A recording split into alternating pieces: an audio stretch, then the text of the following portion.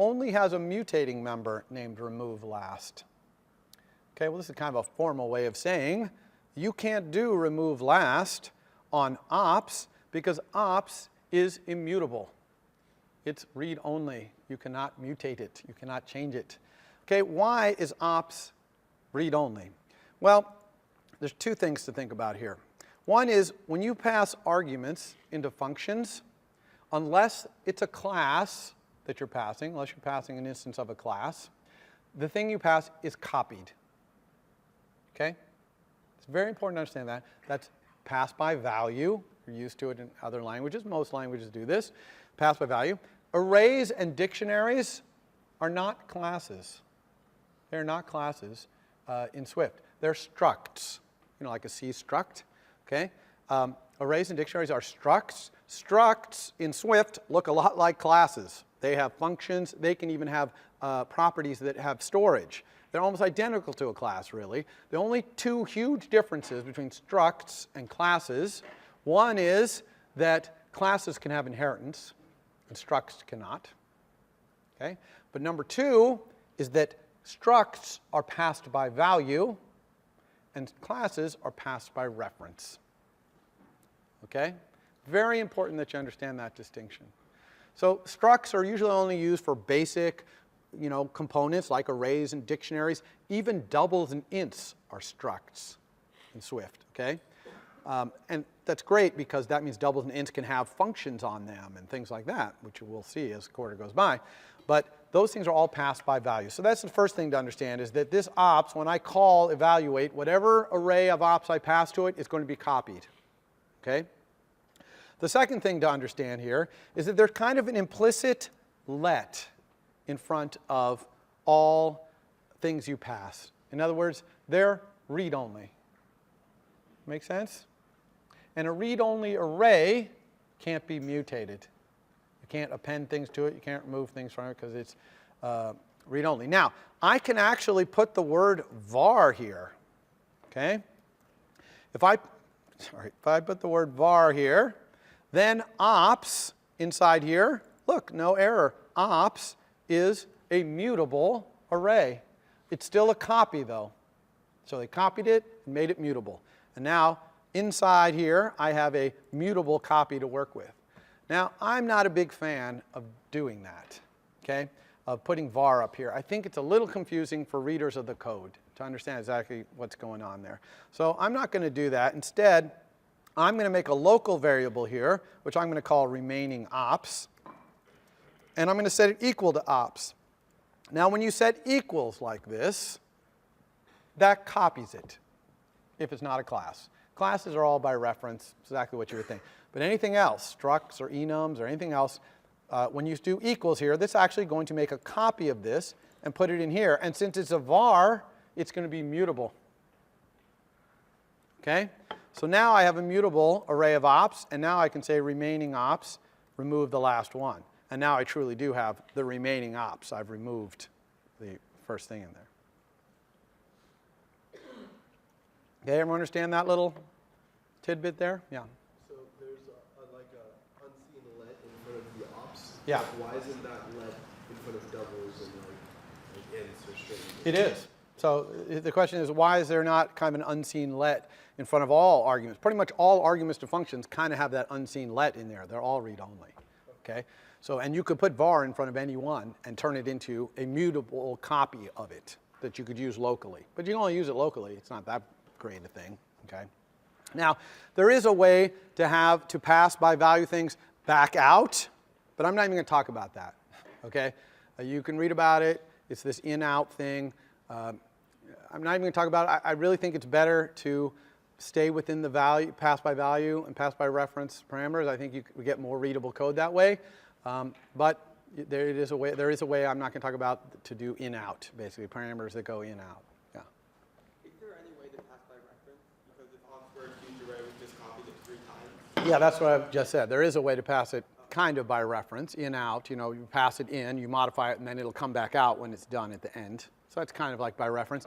But the other thing you said is, oh, this is terrible. I'm making 3 copies of that dang thing. This must be super slow. And the answer is no. Swift is super smart about not actually copying it until you actually make a change to it. So here, when it passes a copy in, it didn't really copy it. It just kind of passed a pointer in, but it knows that pointer is by, not by reference, is by value. And then when I copied it again here, it still didn't really copy it. Even if this array had a 10,000 things in it, it didn't make 10,000 copy of it. It was only here where I actually mutate it, now it had to make a copy. And it may not even have made an entire copy. It might have just kept track of the changes, for example. So it's super smart behind the scenes. Swift is very smart. So don't worry too much about, oh, I'm copying these things over and over. Swift is making the minimum amount of actual copying going on. Okay? All right, so now I have remaining ops here, which truly are my remaining ops, okay, because I've removed the top one, the x, off the top. So now I've got all the remaining ops in this local variable here called remaining ops. Okay, now what am I going to do with this op that I pulled off, this one on the top, the x? Well, I'm going to get the associated value from the enum, okay, either this or these or this. And how do I do that? I use switch. Okay, I told you that switch is really important, and now you're seeing that switch is really important. Switch is how you pull things out, associated values out of enums. So I'm just going to switch on the op. Okay, this is the op that I pulled off the top, that x from the thing we did on the board. And I'm just going to look at all the cases. So I have a case operand. Okay, notice that it puts a little dot here because it's really op.operand, and it's using type inference to know that it's op.operand, right? It's op.operand, but it doesn't need the op there. And here it's asking, in this space, what do you want to do with the associated value if you're handling this case where the enum is operand? Okay? Well, I want to let that associated value be assigned to a constant called operand. Okay? And yes, I could put var here, which would do the same thing, except for I could then change the thing in here, but I almost never want to do this, almost always let. So let operand means that inside the handling of this case, okay, this case of the switch, inside here, operand is going to have the associated value of the operand. Okay? Ooh, that's exactly what I want. I'm just going to return. Right now, I have to return this tuple right here. So I'm going to return the operand. That's the result. Okay? When I go here and I encounter that next one down, which was a 4, I got a 4. I can just return that result to evaluate this one. And I also, though, have to return the remaining ops. Okay? So I'm just returning the two values of this tuple. Notice I don't have to put result, colon, and remaining opt, colon in here. It knows that those match, and so it's just doing it. All right? Make sense? And that's it for operand. That's all I have to do. It's kind of, in the recursion, it's kind of an end case. Yeah? Is remaining ops stored on the stack or heap? This one here or this one here? Well, in general, are Swift structs like last? Okay, so the question is, when I do something like this, where is remaining ops? Is it in the heap? Is it on the stack? And the thing is, that's implementation detail. So you don't know, but you don't care. All right, so that's operand. Operand was really, really easy. How about our operation? Let's do unary operation right here. Now, when we handle the case of the unary operation, we don't need that first associated value. That's the symbol, like plus. Okay, well, I'm evaluating here. I don't care what the symbol is. I only care what the function is because I'm going to evaluate the function. So we can actually ignore this by putting an underbar. Okay, underbar in Swift is kind of the universal I don't care about this thing. Okay, and we're going to see it other places we use it where it's kind of like, I don't really care about that. So you just put an underbar there. That way you don't have to declare a variable with some dumb name or something like that. Just put an underbar, it ignores it. Okay, but I do care about this. I'm going to let that equal the operation that I'm doing. Okay, everyone make sense there? So I'm ignoring the string, but I'm grabbing the operation. So here, what I want to do is return, and I'll try to do it, but I'm not going to be able to. I'm going to say return this operation with its operand, which I don't have, and some remaining ops that are left over after I get its operand. So I need to do some stuff here to be able to return what I want. the first thing I need to do is get the operand. Okay? So I did a unary operation. Let's say it was square root. I need to go back to the stack and pick off the next thing, but I can't just assume that it's a number. It might be more operations, so I have to recurse. So here's where the recursion comes in.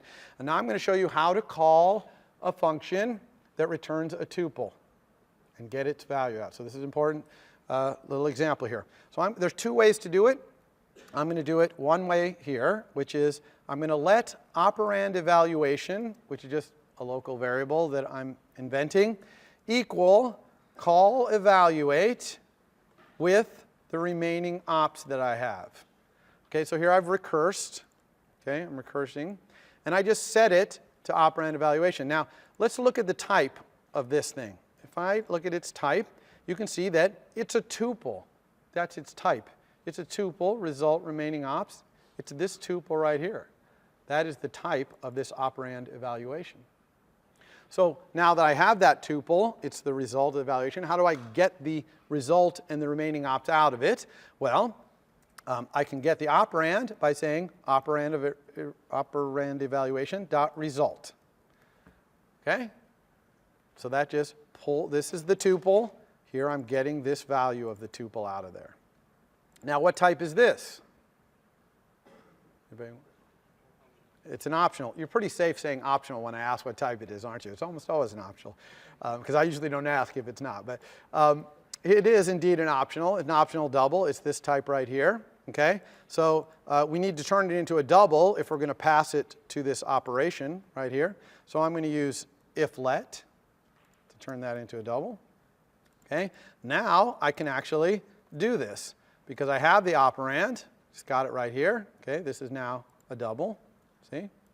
And I can call this operation right here.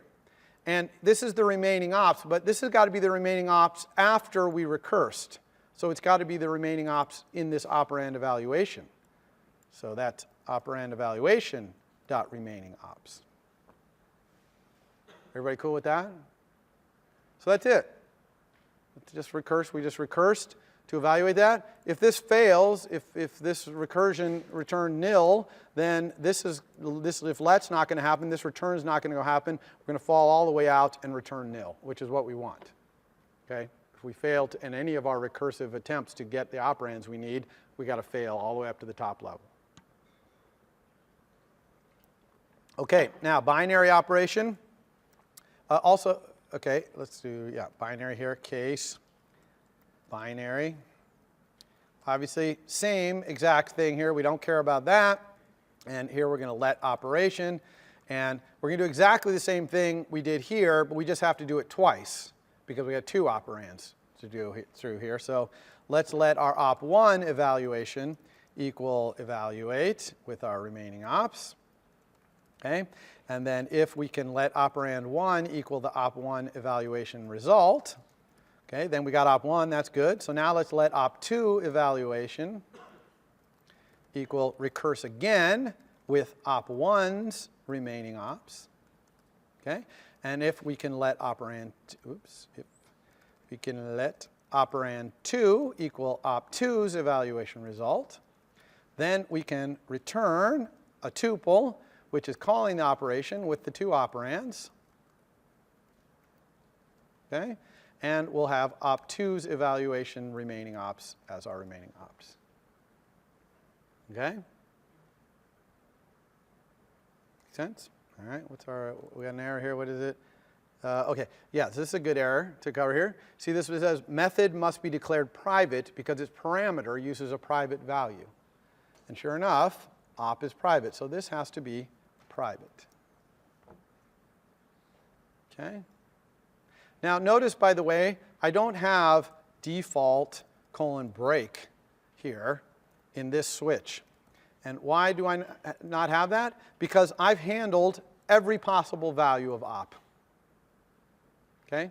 There are only 3 kinds of op. I've handled them all, so I don't need any default. It wasn't like in the other one where we had a string, we only handled a few strings, we had a default break. You don't put default break in when you handle everything. And it's really bad programming style to put a default break in every single switch. Okay? You should only put them in the ones where you truly are breaking because you can't handle every case. Okay? All right. Now, the last thing we have to do is just call this recursive version from here. And I'm going to call this one and get these tuple values a little differently. I'm not going to call it in the same way here. I'm not going to say let something equal. Instead, I'm going to say let a tuple, which has, let's say, result and remainder, equal evaluate. And I'm going to pass my whole op stack here. Okay?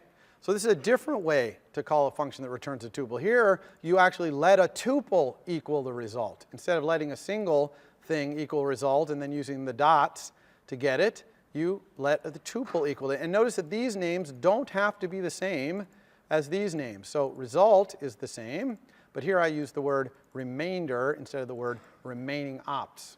Okay? They do not have to be the same. And then here, we just return our result. Okay? So we learned a lot right there. Okay? We learned about tuples, passing, things back to tuples in different ways. How to ignore things in the enums and when we're getting associated values, all that stuff. So hopefully you got all that. I see a few people still kind of catching up on their typing, so I'll break for a second here. So that's it. That's the entire implementation of our calculator brain. It wasn't really that bad, actually, right? Pretty simple little data structure here. Just have to say what our known ops are. You have this recursion, which, actually is quite simple, powerful code. If you're not comfortable with recursion, I can see how it might be a little bit disturbing, but go stare at it for a while and you'll get it, how it works. Okay? So now that we've got this new calculator brain, we have to use it in our old controller. Okay? Yeah, question, sorry. Do we have to let the op stack equal the remainder? Here, you mean? Yeah. Well, we're not going to use remainder, so actually even I could put I don't care here. I only put that remainder there to show you it could have a different name, but I'm not using the remainder. I only want the result. You see? Won't the op stack contain what was previously in it before you evaluated?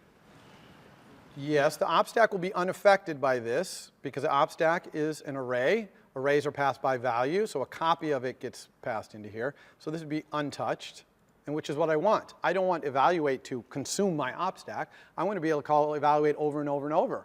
Okay, especially if I, let's say, introduced variable operands. Hint, that's what your homework's going to be. Then I would want to change the variable to different things and be calling it over and over with different values for the variable, for example. And then maybe next week, I could have an assignment where I'm going to make you graph such a thing, which I'm going to do. Okay? So that's why we want to do that. So anyway, yeah, remainder here can just be anything. I'm actually going to put this here because we're going to printlen this in a second just so we can get a better look at what's going on. But first, let's go back to our controller and use this calculator brain, this nice model we just invented. Let's use it. Now, I'm going to show you how to get two things on screen at the same time that aren't necessarily directly related. Before, we had the storyboard, and then I went up and clicked this assistant editor right here, and it showed me the controller because the assistant editor figured out, oh, if you have the storyboard up, you probably want the controller for the scene you have selected. But here it's like, oh, I don't know what to show you. So I'm going to show you a different way to get something in here. Well, two ways, actually. One is, if you go to this top bar, where it says counterparts, you can mouse down, and you can find all kinds of things about this, like subclasses of this class on the left, superclasses of this class on the left. Of course, it has no superclasses or subclasses. But other things it includes or included by it, you can also just manually go, and we could go over here, for example, and find our view controller and load it up that way. But I'm going to show you a different way than doing that, which is to go over here to your navigator. If you hold down Option and press on a file, like view controller, it will appear on the right. Okay? So Option clicking in here is another good way to put things on the right. Okay? So now here we have our calculator brain on the left, and we have our controller on the right. We are going to rip out all of the stuff in our controller that had to do with being a calculator. Okay? So that's all this stuff right in here. Okay? All this calculating stuff. We don't need any of this because those were only called from there. Okay, so our controller is getting quite simple. Our controller hardly has anything left in it, and that's because the UI only needs this to be controlled. Okay? We also don't need our operand stack. because the brain is going to do that. However, we do need a new instance variable here, which is the calculator brain. Okay? And I'm just going to create one like that. This is extremely common. Okay? This is the green arrow that goes from the controller to the model. Remember that in our MVC talk that I did last time, I said that the controller has a green arrow to the model. It can talk to it all at once, say anything at once. This is essentially that green arrow. This is our model right here, and this is the controller. This is how the controller talks to it through this thing we call brain. Okay, you can call it anything you want. And of course, this might be a much more complicated green arrow. It might be a network database that it's connecting to get the data. Okay, but in our case, it's this very simple little brain. Okay, so now we don't need this either down here. This is where we're appending onto the op stack and printing it out, so we don't need that. But we do need in enter to push the operand onto the stack. Okay, so here I'm just going to say that I'm just going to say brain.push operand our display value. Okay. That's the main thing I need to do is just do that. One thing, though, is I also need to update my display. Because when I push this operand, that's going to change the brain. I need to call that evaluate, right? And get the value. So I could call evaluate here, but actually I'm going to go back to my brain, and I'm going to change push operand to return the result of evaluating. Ugh, typing today.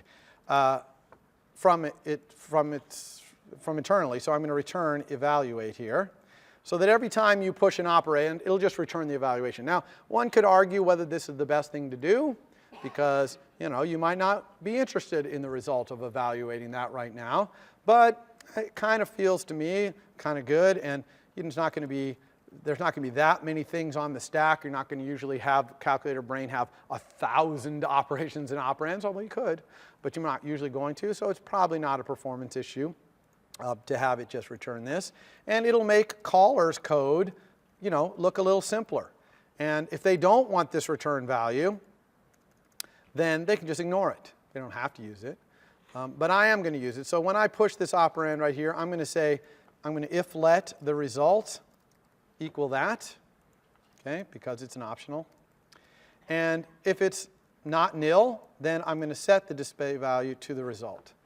So in other words, every time I push an operand, I'm going to up my display value with the evaluation. Make sense? Okay, what if this comes back nil? So I push something on. This is not going to happen probably with push operand, but it might. After your homework, it might. So what if I push it and it comes back nil? Well, now I'm kind of stuck. Okay? This is why in your homework assignment I suggested, wow, wouldn't it be cool if display value took an optional? Right? If display value took and returned an optional, you could put something sensible in the display when you had something that couldn't be evaluated. So in assignment 2, making display value into an optional is going to be a required task. So you might as well do it for homework 1, because you're going to have to do it for homework 2 anyway. Okay? Just wanted to give you more time because I didn't really teach you the things about number formatter and stuff in time for assignment 1, but it's going to be required. And that's because the best I can do here is maybe say display value equals 0. That's really lame, but that's the best I can do. I really want to say display value is nil. Okay? I really just want to set display value equal to the result of this. And I want to have nil, clear out my display. Or in assignment 2, extra credit, maybe it puts an error message in my display. Now that's extra credit, but that would be even better things to put there. Okay? But same thing for performing the operation. Here's our operation right here.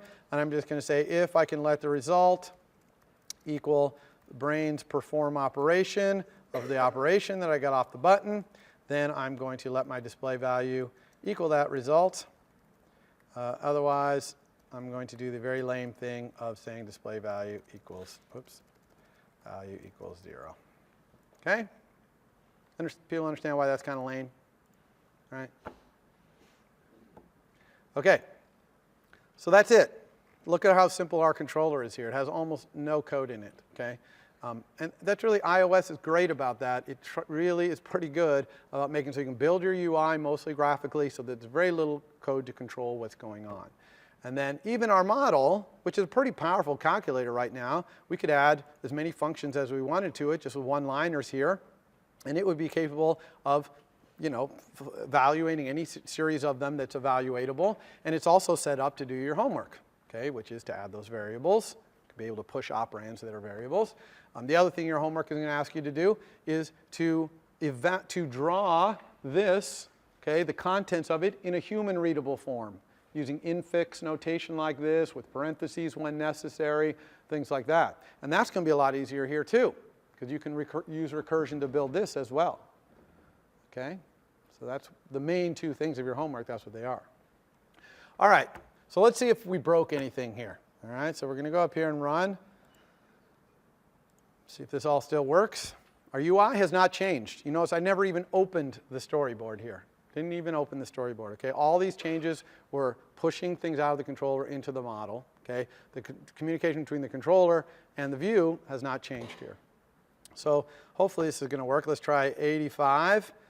Our number entering is still working in our controller. That's good. Enter. Okay, it still says 85. That's good. How about 41 plus? Oh, seems to actually be working. Square root. That's also working. 9 times. Excellent. That's working. Now, what if we do something that's not evaluatable? I'm going to press times a whole bunch of times, right? Times, times, oh, 0. See, that's not really great feedback, okay? But it's not really 0, but it's not good either. So your homework is going to be printing out what's on the stack in a nice form, so you'll be able to see that you have times, times, times, times, times, and it's going to equal a blank display, and that's going to make sense that it's blank. Okay? All right.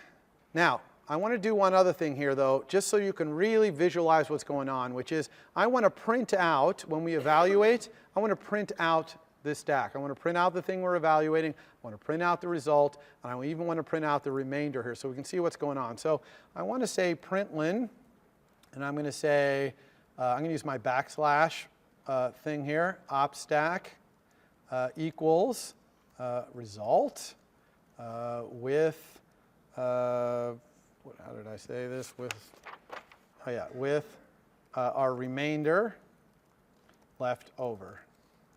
Okay? So wouldn't it be cool if I could just do this? Just say, okay, the op stack evaluated equals this result with the remainder left over. Okay? Let's run that. You think that's going to work? Maybe. Let's see. Okay? So let's try putting 8 on the stack. Okay? Let's make so we can see. It's over here. Where is it? It's this probably there. There it is. We don't need that one. Okay. So here is our, okay, let's command tab, it's this. Okay, so it said here, enum value in an array equals result of optional 8, that's good, optional 8 is good, with nothing left over. Okay, that's good. Let's go 6, enter.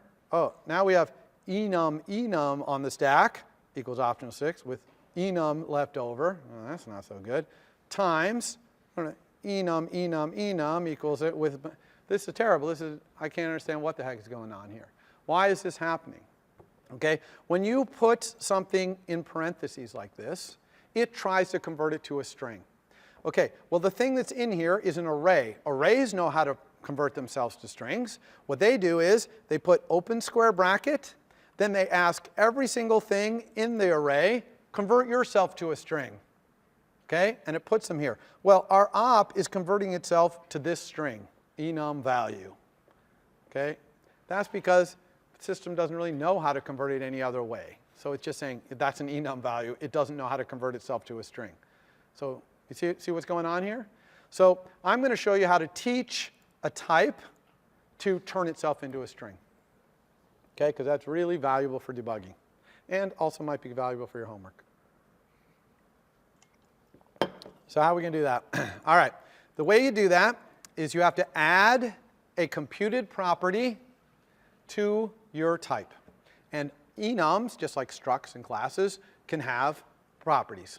Okay? Only computed properties in enums, structs and classes can have properties that are values, like this over here, right? But they can only be computed. You remember a computer property looks like this.